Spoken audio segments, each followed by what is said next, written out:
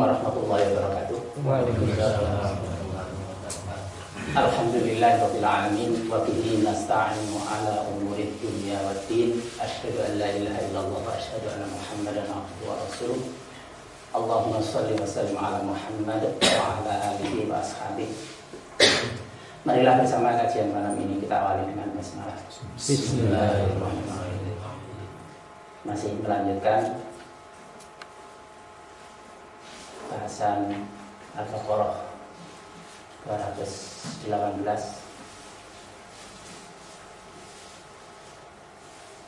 mewujudkan makna hijrah dalam kehidupan,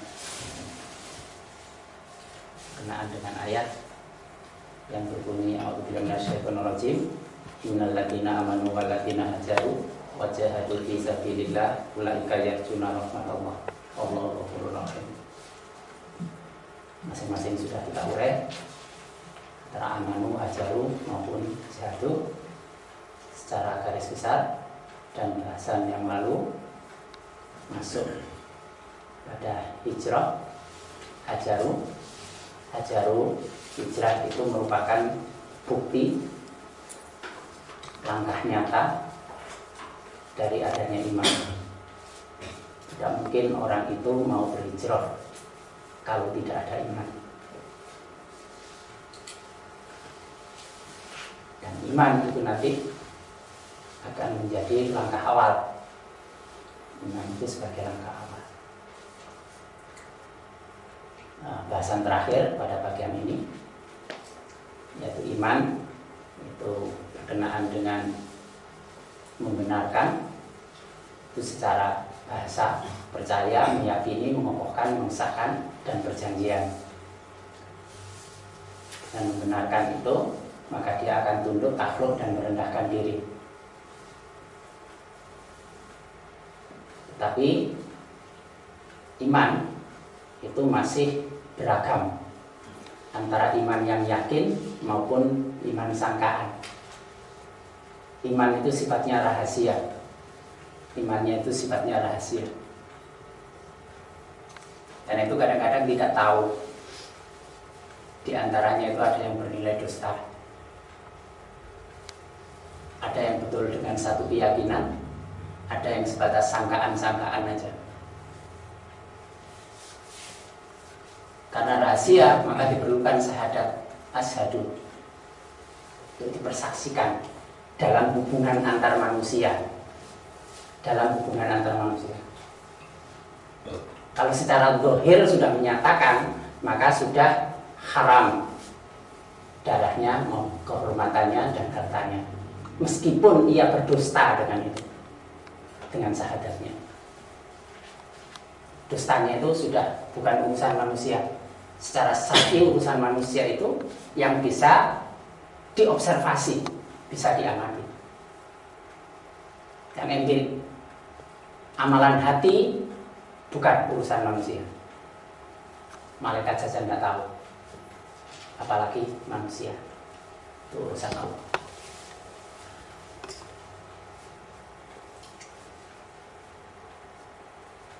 Iman itu sesuai yang diterangkan yang lalu, berdasarkan surah Al-Hujurat, itu ada yang dilarang untuk menyatakan dirinya beriman karena iman belum meresap pada hatinya, tapi diminta untuk mengatakan telah muslim. Al-muslimun di sini baru taraf muslim. Di sini muslimun, di sini muslim yang sudah berpayah-payah. Mengapa iman itu belum sampai pada tingkatan yang yakin? Karena tidak ada bukti menegakkan Al-Quran pada lingkungan kehidupan. Bahwa dia menghidupkan ruh agama, ruh ketaatan, tapi masih senantiasa ragu-ragu dalam berketaatan. Yang begini ini disebut sebagai iman pinggiran, ala harfin, menurut surah 22 ayat 11.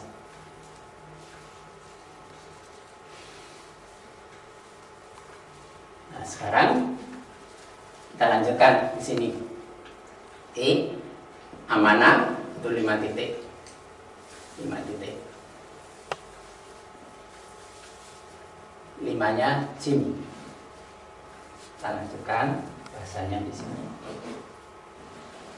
5 itu atau 5 titik itu dari 14. Dari 14. 14 ini padatan dari 77. 77 ini nilai aman. Nilai aman. Alladzina amanu hajaru jahadu. Amanunya 77 menjadi 14, menjadi 5 titik. 14 ini langkah awal. Berarti iman itu sebagai langkah awal.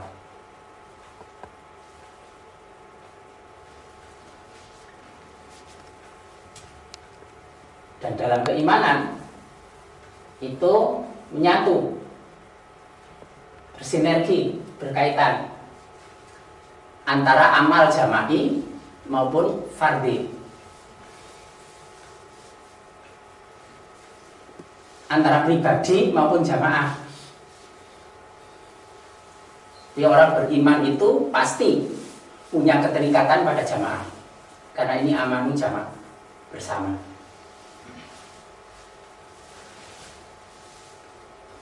Nah, ini amanah bentuk tunggal. Bentuk tunggal.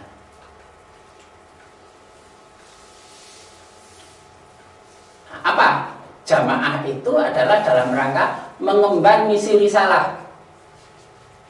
Surah 77 Al-Mursalah. Tidak dikatakan seorang itu beriman apabila tidak ada komitmen keterikatan untuk kebersamaan mengemban misi risalah.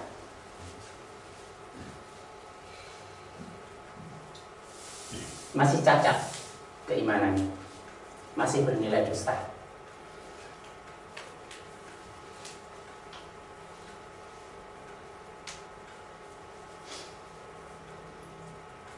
Dalam mengemban misi risalah ini,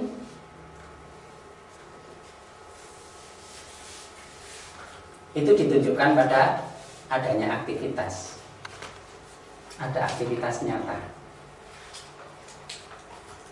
Karena yang menjadi bukti itu ya amal perbuatan. Boleh orang mengatakan dirinya beriman, boleh orang merasa mengaku dirinya telah beriman. Bukti aktivitasnya enggak? Dan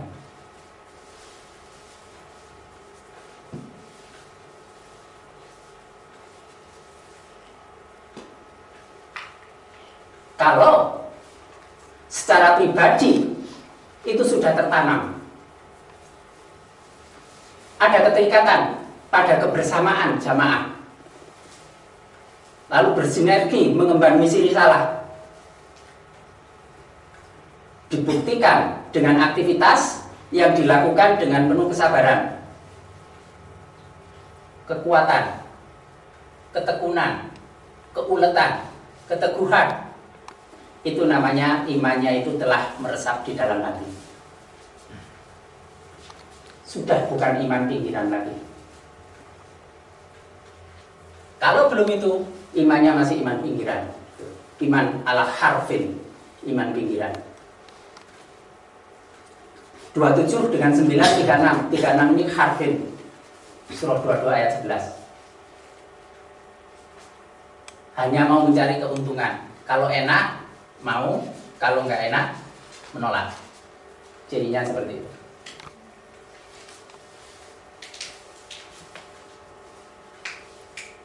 Di zaman Nabi, kalau berangkat untuk perang, mereka menolak. Enggak. Tapi kalau untuk ngambil ghanimah, rajin.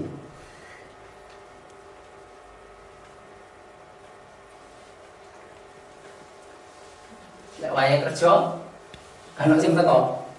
Wayahe mangan, rame. Nah, itu ala harfi. Subuh no sepi. Tapi wayahe belek wedhus, rame gak karo-karuan. Konco teko.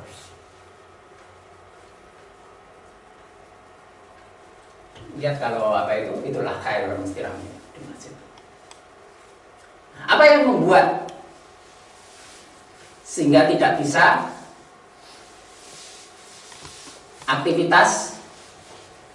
dengan penuh keuletan kesabaran. Ini karena ada rona, pada hati itu ada rona. Rona itu 36. Rona itu tutup. Apa yang menutup? Dosa. Jadi yang membuat males itu sebenarnya adalah dosa. Semakin banyak dosa, semakin lelet orang, semakin males. Karena beban, dosa itu beban. Melek yang males, kerja yang males, suka menunda-nunda.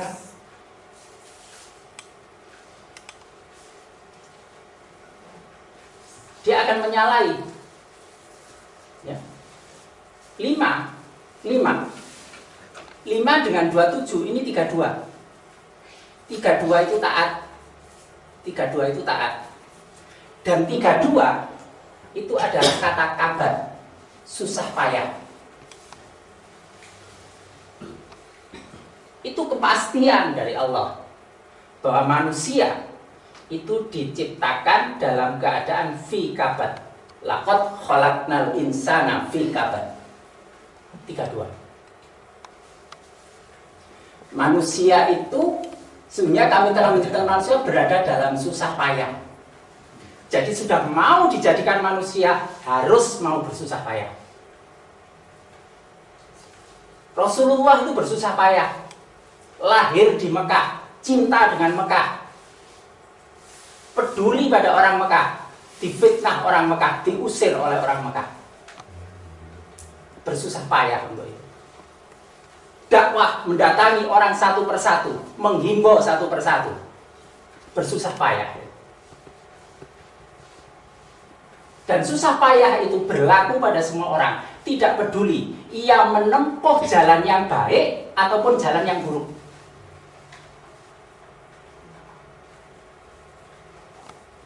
Pada ayat ini kan juga dikatakan wahadainahu najdain. Kami telah menunjukkan padanya 2 jalan.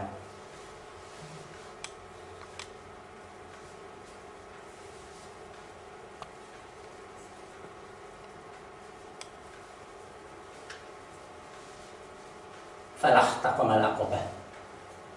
Maka tidakkah sebaiknya ia menempuh jalan yang mendaki lagi sukar, membuktikan bahwa kehidupan itu penuh dengan susah payah, penuh dengan kesulitan.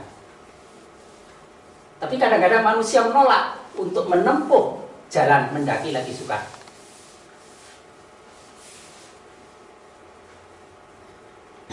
Kalau begitu,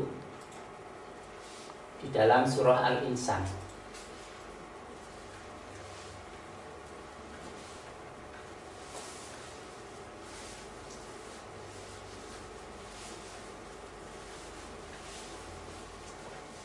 ini termasuk jalan kesukaran ini. Jalan mendaki lagi sukar. Kami memberi makanan kepadamu hanyalah untuk mengharapkan keridhaan Allah. Sukar itu. Kami tidak menghendaki balasan dari kamu, bahkan tidak pula ucapan terima kasih. Sukar itu.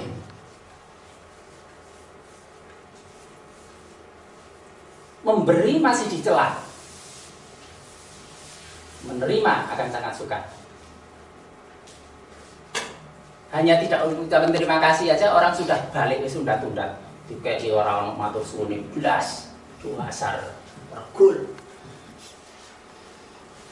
Padahal di sini semata-mata liwat hillah untuk mengharap keridhaan Allah. Bahkan wala syukuro, tidak jazaan, tidak balasan, nggak butuh balasan. Bahkan ucapan terima kasih pun nggak butuh. Mau nggak menempuh jalan mendaki lagi sukar seperti itu? Kenapa? Sesungguhnya kami takut akan azab Rabb kami pada suatu hari, yang hari itu orang-orang bermuka masam penuh kesulitan. Maka Rabb memelihara mereka dari kesulitan hari itu dan memberikan pada mereka kejernihan wajah dan kegembiraan hati. Tidak mau menempuh kesulitan di dunia, akan menempuh kesulitan di akhirat. Tempuhlah kesulitan di dunia, dibebaskan oleh Allah dari kesulitan di akhirat.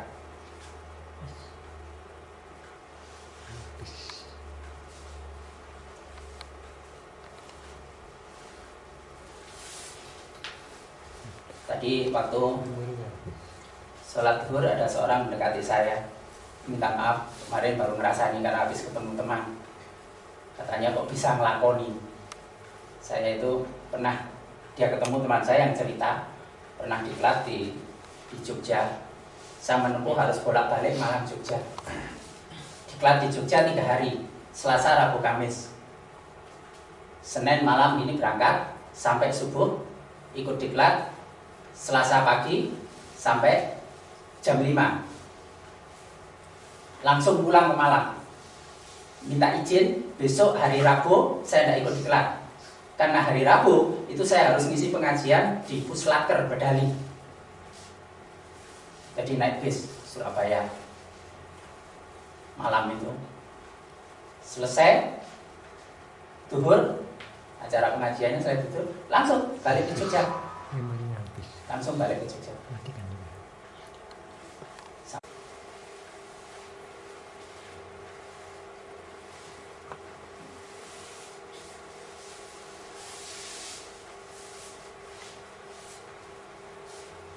Yang ada apa? Ya hanya anggapan itu aja. Insya Allah saya bisa. Insya Allah saya sabar. Bukti nyata nggak bisa. Tapi ini jangan diartikan bahwa Nabi Musa itu tidak sabar loh ya. Ini hanya contoh drama yang dibuat oleh Allah melalui hamba-hamba tercintanya. Hanya Nabi Musa kedapuk peran sing ngono iku. Nabi Khidir peran yang sebagai guru. Bukan berarti Nabi Musa nggak sabar, Nabi Musa gagal nggak bisa belajar, Nabi Musa hanya anggapan, enggak. Kedapuk peran seperti itu. Ini cara Allah memberikan pengajaran. Sama halnya kalau Nabi sholat kok lupa, ya jangan diartikan berarti Nabi ngelamun. Nabi kan mau memberikan contoh, kalau lupa nanti caranya seperti ini. Kalau tidak ada contohnya, umat nggak jelas. Nabi itu mesti tetap terjaga. Semuanya dituntun. Semuanya dituntun.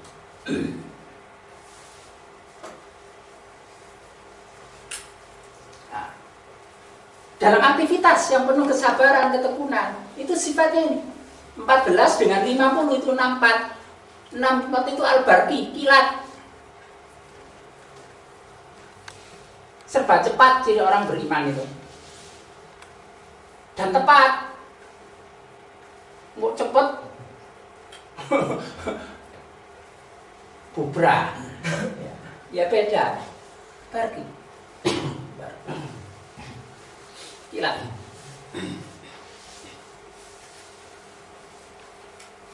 Lo nggak Allah aja diminta fafiru kok untuk bersegera kok. Apa ada permintaan untuk berlambat-lambat? Perintahnya itu fafiru, bersegera, berlari, bukan leha-leha.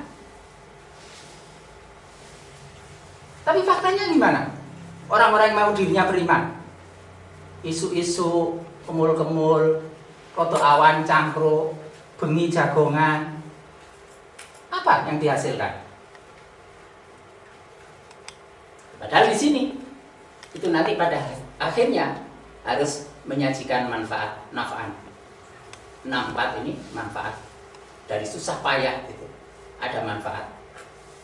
Aktivitasnya yang penuh ketekunan kesabaran dilaksanakan dengan gesit lincah, baru dia dirahmati. Manfaat. Mengapa? Rumusannya qad aflahal mu'minun. Orang beriman itu unggul, menang. Ya'lu wa la yu'la alaih, tinggi dan tidak ada yang mengungguli. Tapi kenyataannya tidak, karena rumus ini nggak dipakai. Orang iman itu kebanyakan, yang ngaku iman itu kebanyakan masih suka males-malesan.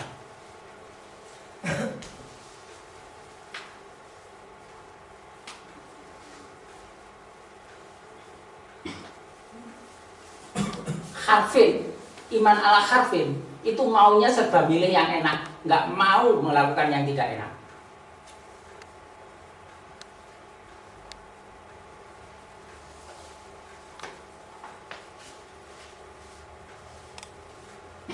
sekarang lihat orang kerja itu milihnya apa? Coba parkir. Jadi kuliah lagi. Kenapa? Payah. Capek.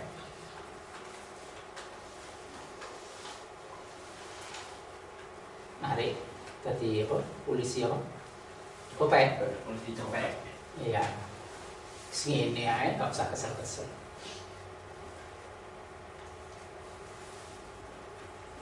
Kalau orang beriman itu punya kesadaran, tidak ada orang beriman nganggur. Tidak ada orang beriman nganggur. Orang iman nganggur, imannya dusta.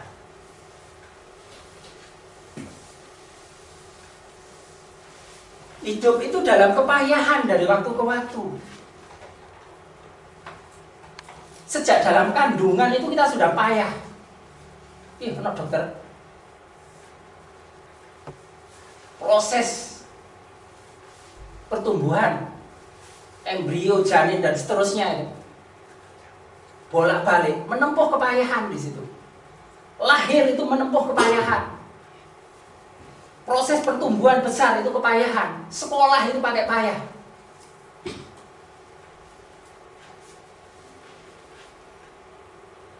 Sudah lulus kerja payah, berumah tangga payah, ngasuh anak payah. Penuh dengan itu. Tapi kepayahan itu akan diganti oleh Allah untuk dibebaskan dari kepayahan di akhirat. Kalau tidak mau menempuh kepayahan, akan digandakan, diberikan di akhirat kepayahan.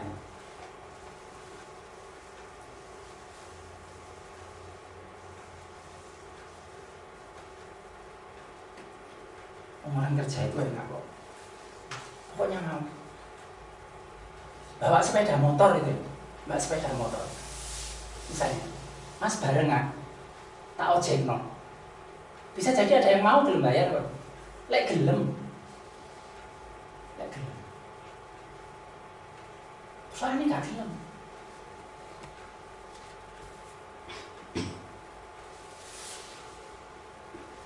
Di sini dulu itu, saya itu berpikir,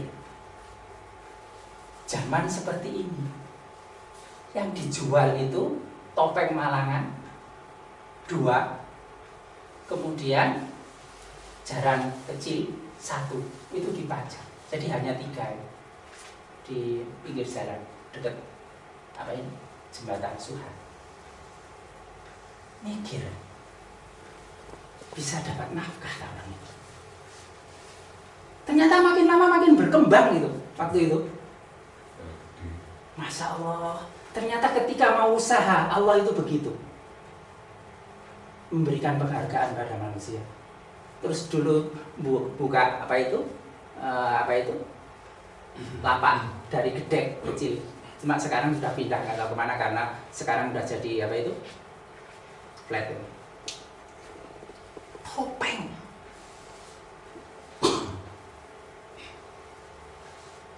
Kalau saya lihat di Jakarta, orang jual sandal karet ban. Sing gelem tuku iki sapa? Tapi ternyata tetap ada bangsa pasarnya. Bangsa pasarnya ada sendiri. Terus nawarkan di bis-bis itu. Hanya membawa 2 atau 3 aja. Namanya minuman soft drink gitu. Nawarkan. Tapi bisa hidup itu. Bisa hidup. Nah, yang dibutuhkan itu mau berusaha, mau bersusah payah. Dan rezeki itu jaminan Allah.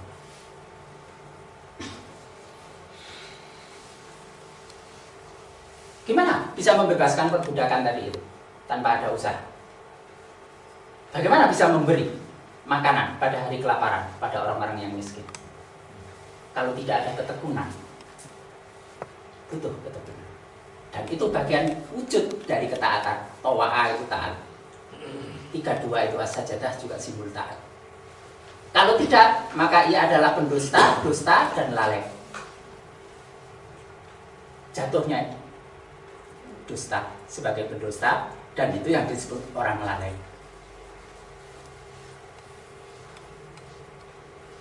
Nah, yang lalai ini disebut sebagai tazulan, maka amalnya itu akan lenyap.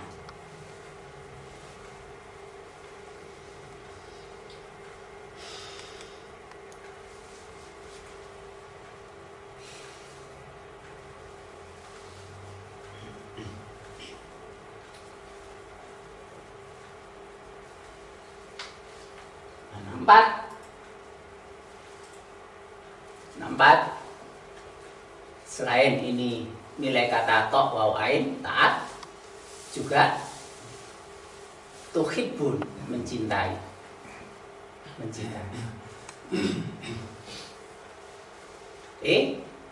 Taat ke Allah itu nyana dalam rangka mencintainya.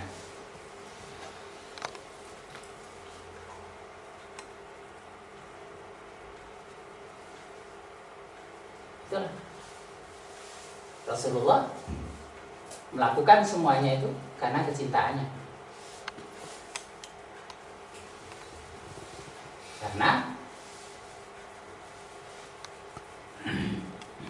yang namanya orang beriman itu asyaddu hubbalillah. Dia sangat cinta kepada Allah. Allah mencintainya dan mereka pun sangat cinta kepada Allah. Ini dasar kecintaan. Kalau dengan kecintaan itu mesti senang. Dan dengan kecintaan itulah mau menempuh jalan mendaki lagi suka. Yang bisa mengatasi kesulitan itu adalah cinta.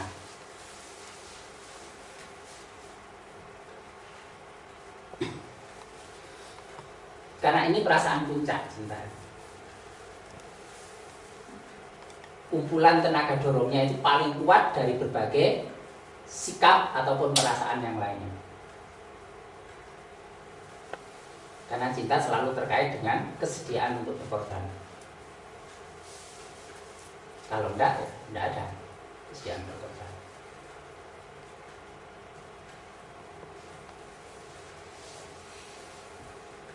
Makanya kebersamaan, mengemban misi risalah gitu ya, sulit untuk tampak.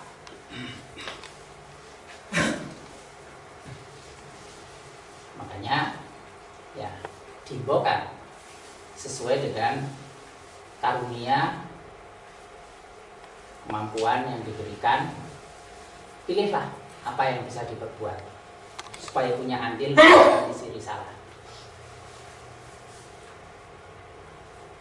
Karena yang namanya dakwah itu adalah gerakan semesta. Semua berkewajiban. Telah sampai satu ayat berkewajiban untuk menyampaikan, meneruskan satu ayat itu. Dan ngajak orang itu nggak mudah. Ngajak orang itu nggak mudah. Menempuh kesulitan, berpayah-payah untuk itu. Ada resiko di situ. Dilecehkan, diolok-olok, itu bagian dari kesulitan-kesulitan batiniah, kesulitan psikologis, kesulitan rohani.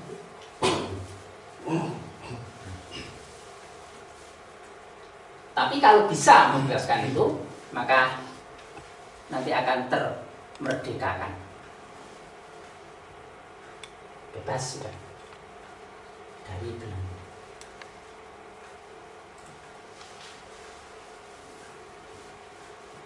Di sini kan fakku rokobah. Apa jadang laki-laki sukar itu? Melepaskan dari perbudakan. Rokobah itu tengkuk leher. Jadi kalau sudah tungkuk kecengkeram, itu nggak iso apa-apa, tidak punya kelincahan. Itu namanya sedang terbelenggu, menjadi budak. Orang beriman itu harus bisa melepaskan dari perbudakan semacam ini. Dirinya terbelenggu, harus bebas.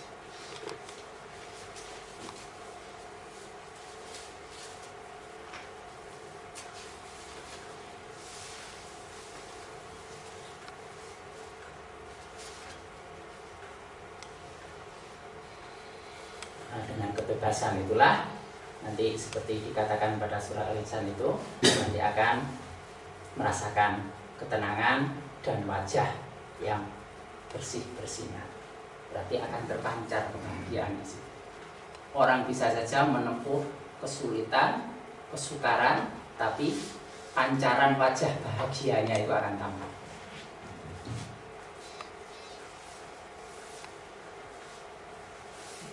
orang menderita sakit gitu ya, karena luka menjelang matinya. Tapi kalau dia dasarnya cinta dan mau menerima itu semata-mata mengharap wajah Allah, senyum meninggalkan orang-orang di sekitarnya itu tampak. Ada kebahagiaan, ada kemenangan di situ.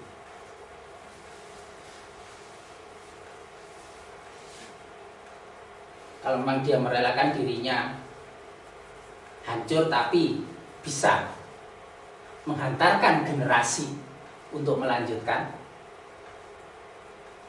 akan tampak cerminan wajah kebahagiaannya. Tapi kalau enggak ya usut, tersungut-sungut, itu yang akan terjadi.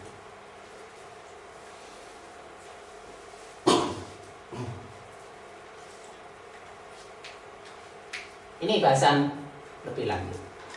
Jadi, yang harus diwaspadai berarti sesungguhnya kita mungkin tidak merasa, tapi bisa jadi banyak rona dosa yang menutup hati kita, yang itu akan mendesak kita pada status keadaan iman pinggiran. Membuat iman itu tidak bisa kokoh tertanam di dalam hati.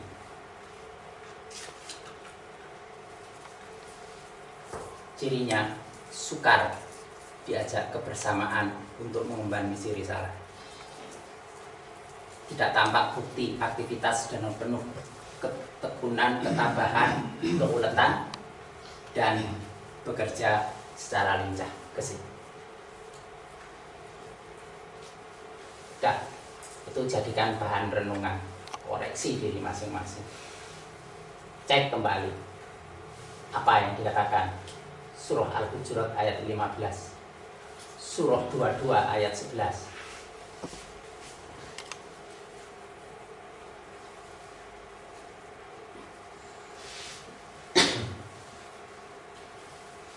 Dan uraian yang sudah disampaikan ini tadi. Baik, ada pertanyaan?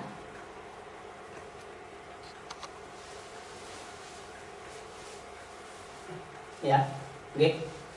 Dalam kesusahpayaan yang dijalankan terus gagal itu merupakan takdir. Iya. Ya. Gagal itu tadi dikatakan karena keahliannya kurang. Jadi pertanyaan pertama itu memang sudah dipersiapkan dengan ilmunya atau enggak?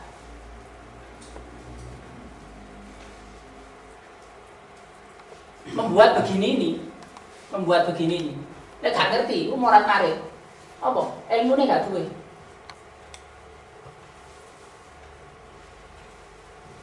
Hanya ini kan sederhana ya. Ini sederhana. Tapi tidak punya ilmunya, gak jadi. Uang gak ngerti caranya gaya sepatu jadi kedandanan enggak?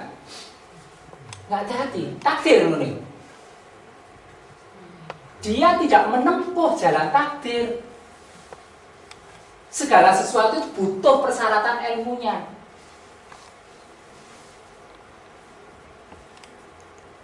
Mengapa dalam fragmen itu Nabi Musa gagal untuk belajar bersama Nabi Khidir? Ilmunya belum dimiliki. Gimana kamu bisa berhasil jika kamu tidak memiliki ilmu tentang itu? Itulah pentingnya ilmu. Kalau semuanya sudah dilengkapi dengan ilmu, ternyata masih tidak terjadi, itu namanya sudah kehendak Allah. Jangan belum apa-apa sudah itu takdir Allah. Persoalannya kita tidak mau menempuh jalan takdir Allah. Segala sesuatu itu ada sebabnya. Fa'at ba'a sababah. Maka tempuhlah jalan sebab itu. Fa'at ba'a sababah. Ikutilah sebab-sebab itu.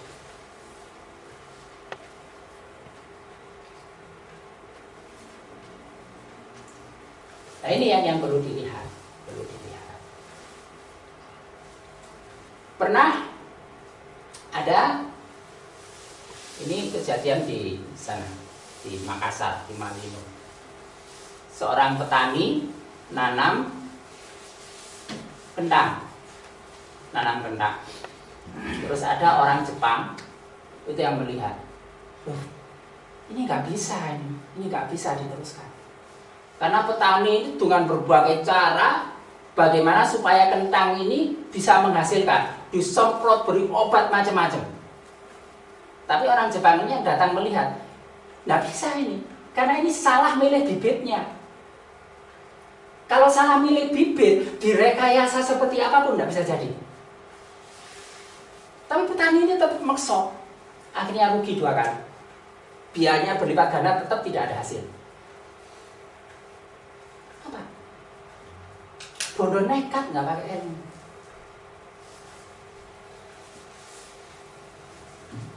Ada seorang nawarkan ke pedagang, ini kok, apa itu?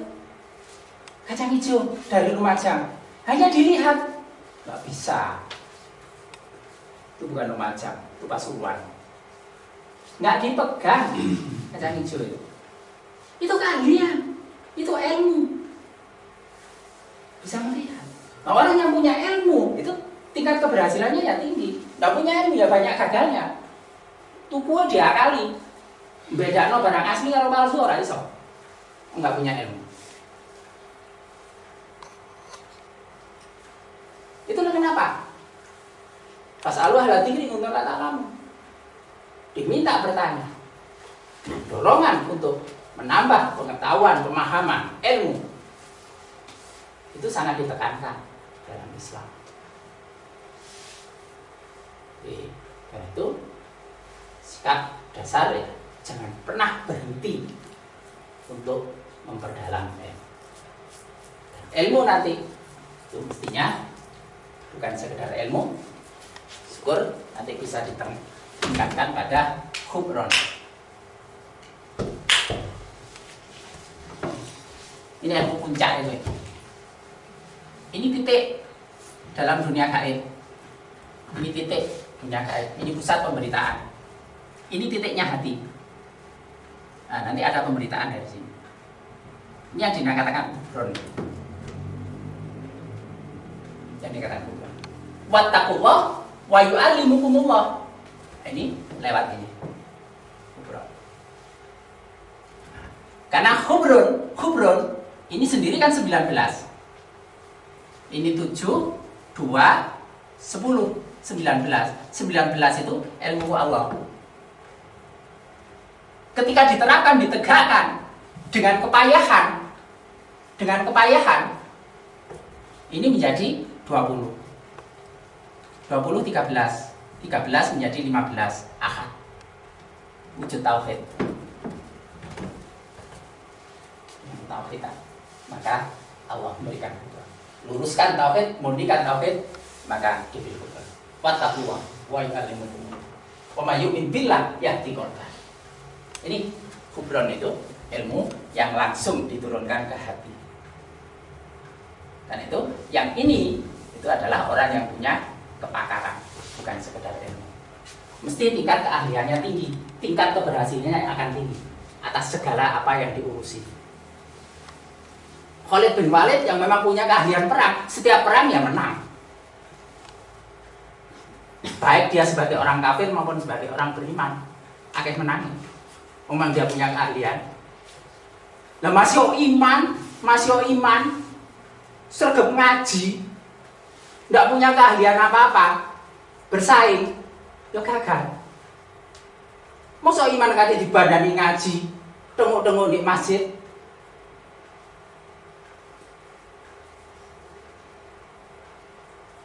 Ada di antara orang sudah siang, waktu duha sudah lewat, dia masih tetap duduk di masjid. Rasulullah bertanya, siapa dia? Oh, itu si Anu dari sana. Memang dia nggak bekerja. Oh enggak Rasul, dia sudah ada saudaranya yang menjamin kehidupannya. Maka dia bisa wiritan di situ sampai siang, bisa wiritan di masjid sampai sepanjang hari. Demi Allah, saudaranya itu lebih mulia daripada orang itu. Yang menjamin kehidupannya itu lebih mulia dari yang nggetu silo di masjid.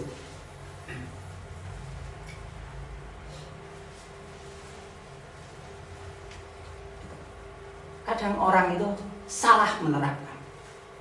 Jadi orang beriman itu harus seperti apa?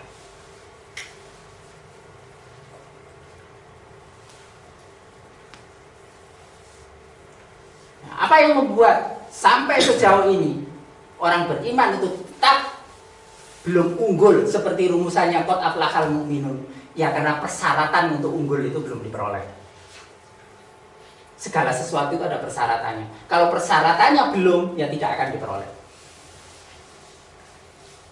Penguasaan, keahlian, ilmu. Makanya kita ya arahkan pada diri kita sendiri, pada keluarga kita, bagaimana supaya